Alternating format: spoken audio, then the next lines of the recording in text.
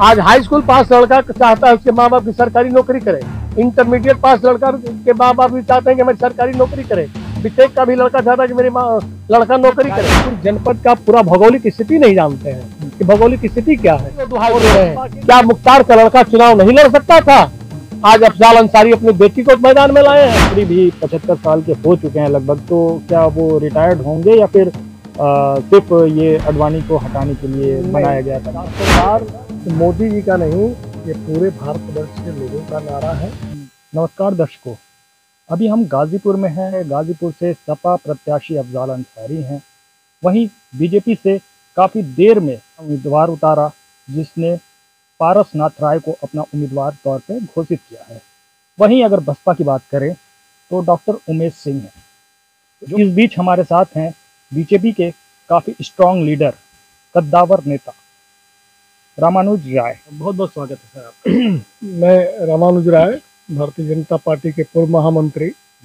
पारसनाथ राय 1978 के स्वयंसेवक है और हम लोगों ने उनके साथ काम करने का मौका मिला है, क्योंकि उसके बाद जो भी घटनाएं हुई हैं, आरएसएस स्वयंसेवक जिसको कहते हैं राष्ट्रीय स्वयंसेवक संघ, तो उसके पदाधिकारी आज भी हैं वो।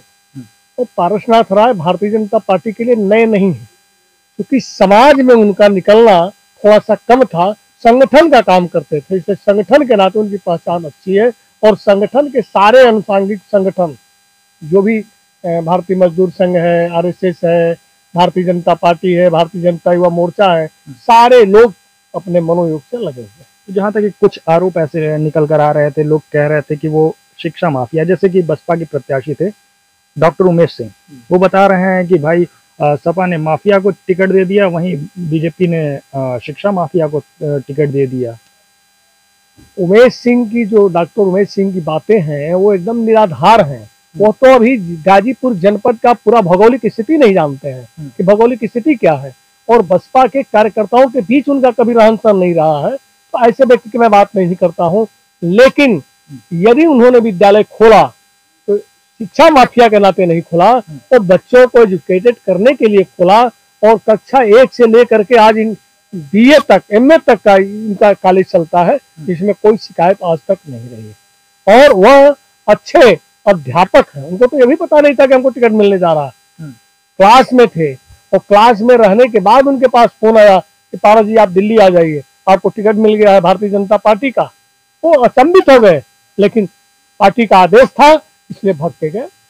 वो स्वयंसेवक पक्का है, खाटी है, कोई इसमें दिक्कत नहीं। तो शुरू में जो कुछ लोगों का दावा था, विपक्ष का भी कहना था कि भाई बीजेपी ने जो उम्मीदवार उतारा है, इससे बीजेपी में भी खटपट हो गई है और कुछ लोग नाराज भी हैं। इसमें कितनी सच्चाई दिखी है? हम सही बताएंगे, हम संगठन के आदमी, हम भी 1978 के स्वयंसेवक हैं, और ऐसा कहीं कुछ नहीं है कि पारसनाथ राय के प्रति और दल के प्रति, जैसे मान लिया मोदी जी ने कह दिया कि हमारा प्रत्याशी कुछ नहीं है, हमारा प्रत्याशी कमल का फूल है, तो जो भारतीय जनता पार्टी कैडर के बेस से लोग हैं वो भारतीय जनता पार्टी के कमल के फूल को लेकर चल रहे हैं, न कि प्रत्याशी को लेकर चल रहे हैं। प्रत्याशी मेरे लिए नथिंग। मैं भारतीय जनता पार्टी का सिपाही हूँ और भारतीय जनता पार्टी के कमल के फूल को लेकर चलने का कोशिश करूंगा, प्रयास करूंगा और मरते दम तक करता रहूंगा। और सारे कार्यकर्ता यही करते हैं। जहां तक देखा जा रहा था कि समाजवादी से जो भी प्रत्याशी हैं अफजाल अंसारी, वो भी काफी चर्चित चेहरा रह चुके हैं, विधायक भी रह चुके हैं, सांसद भी रह चुके हैं। तो क्या आपको लग रहा है कि मतलब पारसनाथ राय जिस तरह से पहले चेहरा लेकर उतरे हैं, उनका कुछ बैकग्राउंड में राजनीतिक नहीं रहा है, जैसे अगर हम बात करें वो सांसद या विधायक नहीं रहे, तो क्या वो टक्कर दे पाएंगे? जो 5 साल तक जनता के बीच में नहीं रहा और 5 साल तक जनता का सुख दुख नहीं समझ पाया, वो या तो 13 दिन लोकसभा में रहे, पता लगा लीजिएगा, 13 दिन केवल मात्र लोकसभा में रहे हैं, बाकी समय में वो अपनी जमानत और जेल में रहे। और ऐसे व्यक्ति की मैं बात क्या करूं, जो जनपद का क्या पूरे देश का माफिया रहा है, जिसके नाम पर अफजाल अंसारी और उनके परिवार के लोग लोकसभा के सांसद और विधानसभा के सदस्य हुआ करते थे। आज मुख्तार भाई नहीं है, लेकिन आज भी वो दुहाई दे रहे हैं, क्या मुख्तार का लड़का चुनाव नहीं लड़ सकता था? आज अफजाल अंसारी अपनी बेटी को मैदान में लाए हैं। आज यदि कोर्ट का आदेश आ जाए तो चुनाव लड़ने से वंचित हो सकते हैं। और भारतीय जनता पार्टी का प्रत्याशी सौम्य है, सुंदर है, सुशील है, कहीं से उस पर कोई किसी तरह का ऑर्डर नहीं है। और जब प्रत्याशी जीत जाएगा वो जनता के बीच रहेगा, जनता की भावनाओं के साथ रहेगा। और गाजीपुर का जो विकास रुका हुआ है 2014 से 19 तक, वह विकास की धारा फिर 24 से लेकर के आगे तक बढ़ेगी। विकास गाजीपुर चाहता है या विनाश चाहता है? गाजीपुर यदि विकास चाहता है तो भारतीय जनता पार्टी के कमल के फूल पर मोहर लगाए, यदि विनाश चाहता है तो साइकिल पर मोहर लगाए। अच्छा, बीच में इस समय केजरीवाल, अरविंद केजरीवाल दिल्ली के जो मुख्यमंत्री हैं, उन्होंने अखिलेश यादव के साथ लखनऊ में प्रेस कॉन्फ्रेंस किया। उस दौरान उन्होंने कहा कि जब 2014 में प्रधानमंत्री मोदी आए थे तो उन्होंने एक नियम बनाया था कि 75 साल के बाद वो कोई पद पे नहीं रहेंगे, वो रिटायरमेंट हो जाएंगे, जैसे आडवाणी हुए थे। तो क्या प्रधानमंत्री भी 75 साल के हो चुके हैं लगभग, तो क्या वो रिटायर्ड होंगे या फिर सिर्फ ये आडवाणी को हटाने के लिए बनाया गया था नियम? नहीं भाई साहब, ये अरविंद केजरीवाल का बयान। ये अरविंद केजरीवाल अपने घर के समस्या को समाधान कर लें, और भारतीय जनता पार्टी के किसी भी संविधान में यह नहीं लिखा हुआ है कि हम 75 साल तक ही वर्कर रह सकते हैं। भारतीय जनता पार्टी के संविधान में है कि जो अच्छा कार्य करेगा, जो कार्य करता है, उसका सम्मान हमेशा बढ़ता रहेगा। यदि अरविंद केजरीवाल को पता नहीं है तो भारतीय जनता पार्टी के संविधान का अध्ययन कर लें और संविधान के अनुसार बताएं ना क्या स्थिति है। केजरीवाल जी का कहना ये था कि प्रधानमंत्री जब 14 में आए थे सत्ता में, तब उन्होंने कानून मतलब ये नियम बनाया था। तो वो नियम बनाए नहीं है, वो संविधान में परिवर्तन होता है। भारतीय जनता पार्टी के संविधान में कोई नहीं परिवर्तन हुआ है। और मोदी 24 ही नहीं 29 जब तक जिंदा है मोदी तब तक प्रधानमंत्री रहेंगे। भारतीय जनता पार्टी का ये मैनिफेस्टो नहीं है। वहीं प्रेस कॉन्फ्रेंस के दौरान उन्होंने कहा था कि ये प्रधानमंत्री अपने लिए वोट नहीं मांग रहे हैं, अमित शाह को प्रधानमंत्री के पद पे बनाने के लिए वो वोट मांग रहे हैं। एकदम सरासर गलत है। वो भारतीय जनता पार्टी का सिंबल जो कमल का फूल है, कमल को ही उन्होंने प्रत्याशी बनाया है, न कि किसी व्यक्ति को बनाया। इस वक्त भी सोशल मीडिया पे काफी तहलका मच गया था इस दौरान, जब केजरीवाल ने ये शब्द का इस्तेमाल किया कि अगर एनडीए सत्ता में आ जाती है, अगर बीजेपी जीत जाती है, केंद्र में भी आ जाती है, तो सीएम योगी को 2 महीने के अंदर वो हटा दिए देंगे लोग, ऐसा कुछ है। ये सरासर गलत और निराधार है। योगी भी जब तक है तब तक उत्तर प्रदेश के मुख्यमंत्री रहेंगे, उनको कोई परिवर्तन नहीं कर सकता है। एनडीए जो है अपनी स्थिति तो देखे। ममता बनर्जी कह रहे हैं कि हम बाहर से समर्थन देंगे, दुनिया तरह की बात कर रहा है, बिहार के और दूसरे तरह की बात कर रहे हैं, दिल्ली में दूसरे तरह की बात कर रहे हैं। तो अपनी स्थिति को साफ सुथरा रखे, बाकी देखा जाएगा। वहीं अखिलेश यादव अयोध्या में जनसभा के दौरान उन्होंने कहा बीजेपी इस समय चारों खाना चित हो रही है, 4 चरण में चारों खाने चित। मैं दुर्भाग्य से या सौभाग्य से 1984 में बजरंग दल का जिला संयोजक रहा, और उसके बाद जो संघर्ष हुआ उस संघर्ष की मैं परिणित आपके साथ नहीं कर सकता हूँ। लेकिन मुलायम सिंह ने जो गोली चलवाई, उनका मानसिकता थी, हम कहते कि राम लला हम आएंगे, मंदिर वहीं बनाएंगे।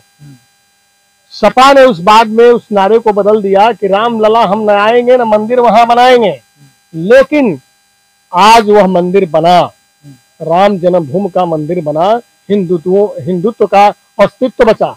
हमारा मतलब उनसे नहीं है, हमारा मतलब है कि जो विदेशी आक्रमणकारियों द्वारा जो हमारे प्रतीक चिन्ह बना के गए हैं, उनको हमको सबको मिटाना। मेरा न इस देश में रहने वाला हिंदू, मुस्लिम, सिख, ईसाई सारे मेरे भाई। आप बताइए कि मोदी की योजना, हम ये कह रहे हैं कि मान लीजिए हम इस एरिया में रहते हैं, हम कहते हैं पूरा महुआ बाग से लेते हुए पूरा इस एरिया में जितने मुस्लिम बहनों और माताओं को आवास की योजना मिली है, 2.5 करोड़ 2.5 लाख की, लखपति दीदी बना दिए हैं मोदी। क्या उसमें भेदभाव किया गया है? किसी को भेदभाव हुआ है? राशन आपको मिलता है, क्या हमने उसमें भेदभाव किया है? नहीं ना। लेकिन ये जो विरोधी दल के नेता हैं, इसको दूसरे ढंग से प्रसारित करते हैं, प्रमाणित करते हैं। हम तो, हमारे लिए तो भाई हिंदुस्तान में रहने वाला प्रत्येक भारतीय भारतीय है। इंडोनेशिया विश्व का सबसे बड़ा देश है ना, मुस्लिम कंट्री इंडोनेशिया। इंडोनेशिया के मुसलमानों से सीख लेना चाहिए हिंदुस्तान के मुसलमानों लेकिन को। विपक्ष तो ये कह रहा है कि ऐसे 5 किलो राशन में उलझा दे रहे हैं लोगों, बेरोजगारों को रोजगार नहीं दे रहे हैं, युवाओं को जो है नौकरियां नहीं मिल पा रही हैं, पेपर लीक हो जा रहे हैं, तमाम तरह के इस तरह के आरोप लग रहे हैं विपक्ष के द्वारा। रोजगार, जब हमारे देश के मॉडल का विकास हो रहा है, हाईवे बन रहा है, सारी चीजें बन रही हैं, जहाँ रेलवे का लाइन बिछ रहा है उसमें विकास नहीं मिलता, उसमें काम नहीं मिलता है। कौन काम करता है? काम नहीं करते हैं, बहुत तेरे लोग लगे हुए हैं काम करने के लिए। सरकारी नौकरी मिलना बड़ा मुश्किल है। तो आखिर राहुल गांधी किस तरह से ये बात कह रहे हैं कि मैं अगर आ जाता हूं तो 30 लाख सरकारी नौकरी जो है 15 अगस्त। बात तो सुन लीजिए, आज हाई स्कूल पास लड़का चाहता है उसके माँ बाप की सरकारी नौकरी करे, इंटरमीडिएट पास लड़का के माँ बाप भी चाहते हैं कि मेरी सरकारी नौकरी करे, बीटेक का भी लड़का चाहता है कि मेरी लड़का नौकरी करे, बीए पास लड़के को भी कहते हैं कि नौकरी करे। सरकारी नौकरी पढ़े कहां से है? मुलायम सिंह की सरकार की डिग्री है, जहां नकल और अकल दोनों गायब है। उस ऐसे नौजवानों को नौकरी कहां से, जो पढ़े लिखे लोग हैं उनको नौकरी मिल रही है, कहीं से ऐसा नहीं कि नहीं मिल रही। अब पता लगा लीजिए, जो लोग वैकेंसियां हो रही हैं उन वैकेंसियों में जो जा रहे हैं वो पढ़े लिखे लड़के हैं। तो जहां तक विपक्ष कह रहा है कि जो भी पेपर ये लोग निकाल रहे हैं सारे लीक करा दे रहे हैं कि नौकरी देनी ना पड़े। हम नहीं लीक करा रहे हैं, सरकार पे आरोप लग रहा है, सरकार पर आरोप लग, गलत आरोप लग रहा है। वो जो है एजेंसी को दिया गया, एजेंसी ने पेपर लीक कराया, वो एजेंसी के खिलाफ सख्त से सख्त कार्रवाई हुई। कोई ऐसा एजेंसी वाला नहीं जिसके घर बुलडोजर न चला हो। आप बता दीजिए तो कोई ऐसा एजेंसी वाला नहीं है जिससे घर बुलडोजर न चला हो। मुलायम सिंह की वो वाली भाषा नहीं। वहीं प्रियंका गांधी एक बात मीडिया से बात करते हुए कह रही हैं कि जो 400 पार का नारा दिया जा रहा था लेकिन अब वो सुनाई नहीं दे रहा है, अल्फाज जो 400 पार के नारे लग रहे थे। प्रियंका गांधी वाड्रा, राहुल गांधी, सोनिया गांधी, इंदिरा गांधी, हम तो इस देश में कहते हैं कि देश में एक कानून, एक नियम, एक संविधान, एक झंडा। इस देश में 2 कानून, 2 नियम, 2 संविधान, 2 कानून नहीं होना चाहिए। देश के जो राजनेता हैं, विरोधी दल के नेता हैं, वो इस तरह के दुर्गल प्रचार, दुष्प्रभाव प्रचार करते हैं जिससे हमारी स्थितियां खराब होती है, जनता समझ नहीं पाती है। तो वैसे ही दूसरी सवालों का वो सवाल उठा रही थी प्रियंका गांधी कि अगर ये लोग बिना गड़बड़ी के अगर चुनाव कराते हैं तो 200 पार भी होना बहुत ही मुश्किल है। ईवीएम में हम चोरी नहीं कर सकते हैं, और उनको शंका है तो पहले ईवीएम की जांच करा लें। ईवीएम की जांच तब होती है उसी समय ना जब बूथ पर आते हैं, सारे दलों के एजेंट आते हैं, उसमें कुछ रहता है क्या? मशीन भी हम चेंज नहीं कर सकते हैं, जो दबाएंगे वही बजेगा। तो मतदाता तो इतने बुर्बक है नहीं, मतदाता सबसे चालाक है। आज के मतदाता, अनपढ़ मतदाता भी सबसे चालाक है। वो देखता है कमल फूल, देखता है ना, फूल देख के दबाता है और फूल आ गया, हाथ देख के दबाता है, हाथ आ गया। तो उसमें कहां से हम चोरी कर लेंगे? कौन सी चोरी करेंगे? मेन मुद्दा ये तब उठाता है जब हारते हैं, जब वो हारते हैं तो कहते हैं ईवीएम की चोरी हो गई, और जब जीतते हैं तो कहते हैं ईवीएम बड़ी सही है। 3 प्रदेशों में उनकी सरकार बनी, कर्नाटक से लेकर के वहां तक। क्या वहां ईवीएम की चोरी नहीं हुई? वहां ईवीएम की चोरी नहीं हुई। ये क्यों नहीं कहते हैं कि हमारी वहां भी ईवीएम की चोरी हो गई? ऐसा नहीं, ये गलत है, गलत प्रचार। जहां तक ये 2 दिन पहले जो स्ट्रांग रूम में 45 मिनट लगभग सीसीटीवी कैमरे बंद हुए थे, इस मामले को लेकर काफी गर्मा गर्मी इस समय सोशल मीडिया पे चल रहा है। तो क्या बताना चाहेंगे, आखिर स्ट्रांग रूम में किस तरह से सीसीटीवी? स्ट्रांग रूम मैंने केजरीवाल के घर नहीं, जिसमें ईवीएम रखा जाता है, जैसे जो चौथे चरण का मतदान हुआ, वो प्रशासनिक व्यवस्था है अपनी, उसमें हम और आप कुछ नहीं कर सकते। वो प्रशासन की व्यवस्था है, प्रशासन कैसे क्या कर सकता है ईवीएम मशीन की। वैसे ही विपक्ष का ये दावा आ रहा है कि भाई जो सरकार 5 किलो राशन दे रही है, हम आएंगे तो 10 किलो देंगे, साथ ही 30 लाख नौकरियां मैं 15 अगस्त तक दे दूंगा। ये राहुल गांधी का बहुत बड़ा दावा है युवाओं के लिए। ना वो 30 लाख नौकरी दे पाएंगे, ना 10 किलो अनाज दे पाएंगे। वो जनता को दिग्भ्रमित कर रहे हैं, और अब तक कांग्रेस ने दिग्भ्रमित किया है। 70 साल के राज्य में उन्होंने क्या दिया है जनता को, यही बता तो दे राहुल गांधी।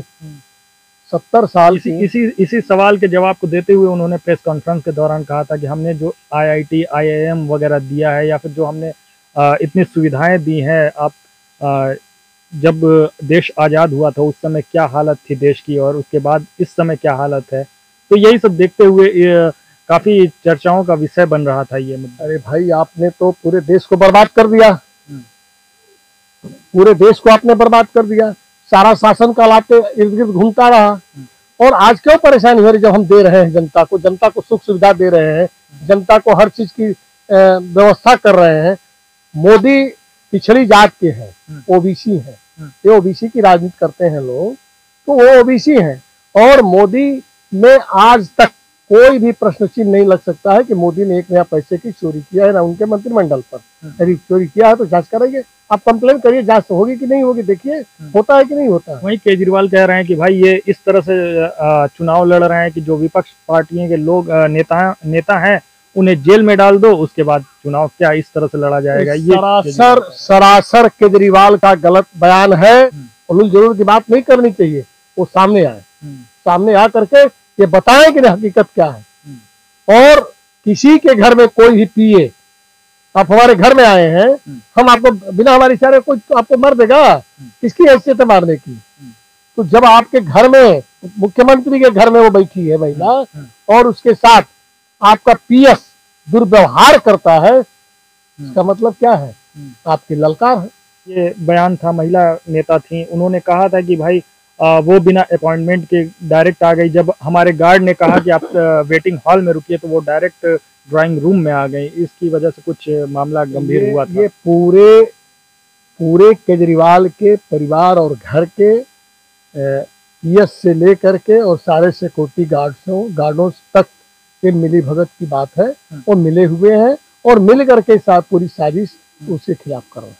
तो आपके हिसाब से इस समय भारी पड़ रहा है भाजपा ही? हाँ। इस समय भारतीय जनता पार्टी नंबर 1 पर है।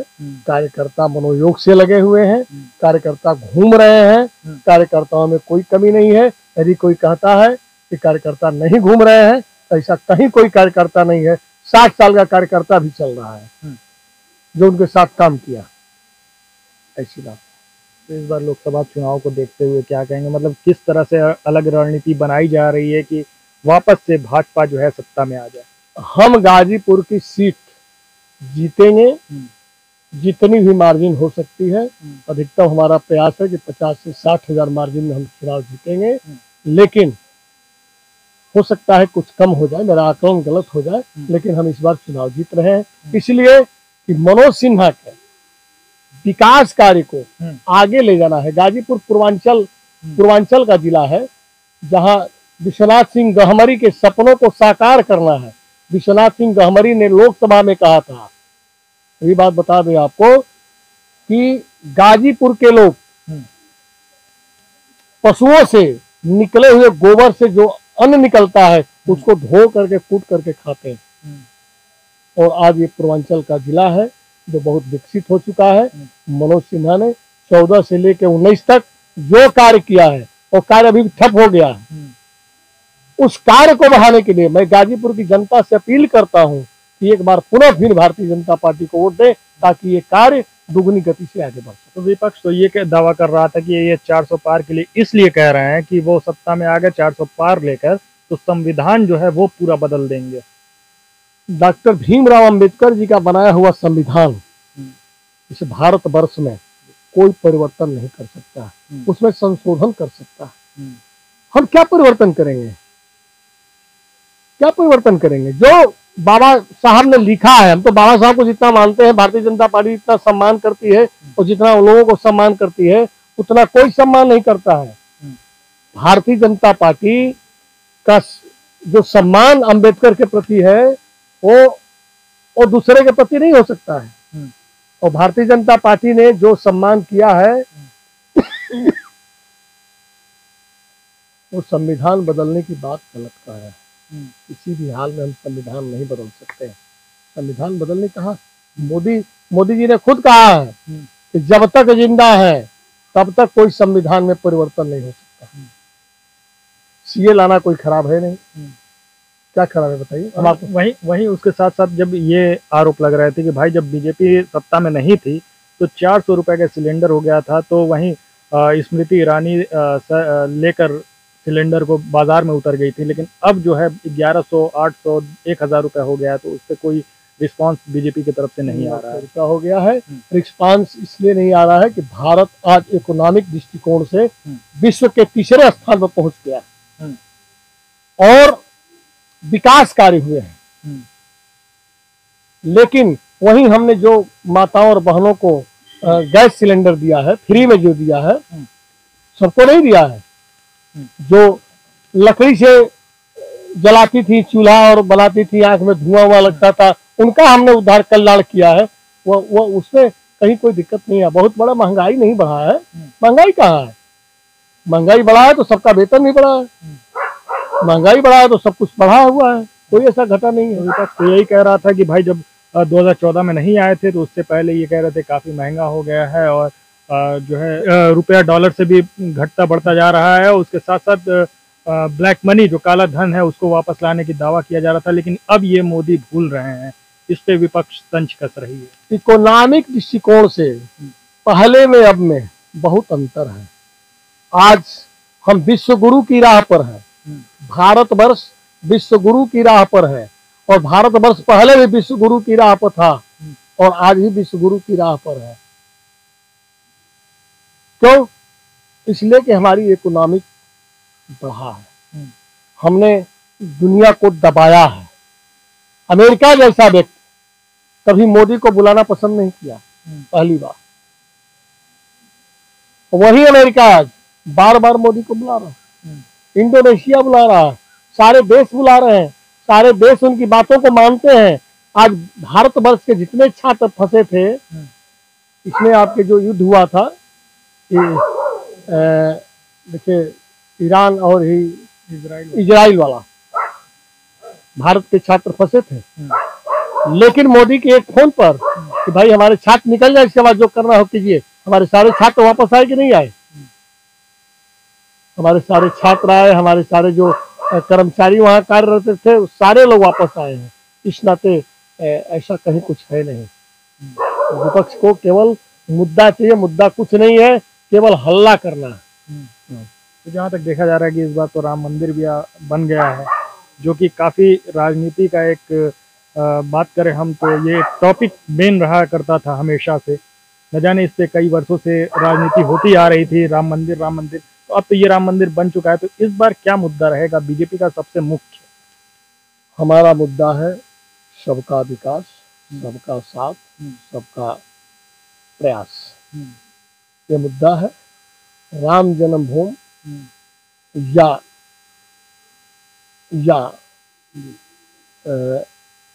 ईसा धर्म या मुस्लिम धर्म ये मेरे सभी सम्मान लायक है, सबका मैं सम्मान करता हूँ। बहुत बहुत शुक्रिया दर्शकों, आप देख रहे थे गाजीपुर से स्पेशल रिपोर्ट। मैं हूँ राशिद अंसारी, गाजीपुर से।